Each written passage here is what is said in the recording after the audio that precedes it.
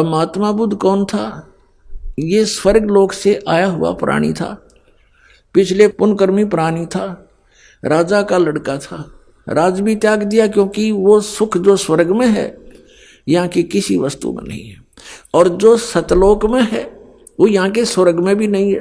तो जो प्राणी जहाँ के सुख से कुछ प्रभावित होता है तो उसने उस आधार से राज त्याग दिया। तो उस सुख की तलाश में ये निकला घर से स्वयंभू, कोई संत मिला नहीं, अपनी मर्जी से पिछले अभ्यास से पिछले पुण्य के प्रभाव से इसने अपने आप ही हठ योग करना शुरू कर दिया, जो ये पहले किया करते हैं। हठ योग करने से इसने आहार भी त्याग दिया।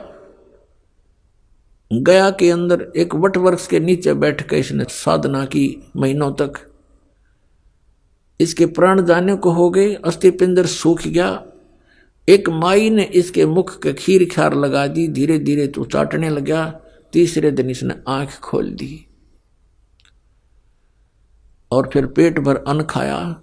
उसके बाद इसने अपना अनुभव सुनाया। वेदों और गीता को आधार नहीं रखा, इसने बना दिया विधान के starvation could not lead to salvation, कि भूखा मरने से भगवान प्राप्ति नहीं हो सकती।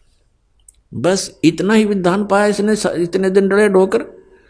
अंत में इसने फिर इसके वचनों में इतना प्रभाव था,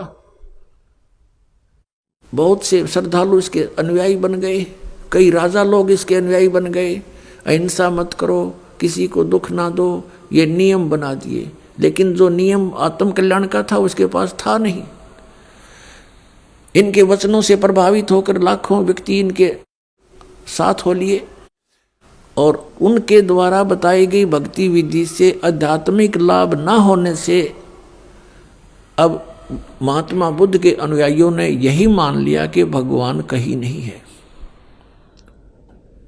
पूरा चीन नास्तिक हो गया। विश्व की आधी आबादी लगभग चीन के अंदर बताते हैं, और वो सारा नास्तिक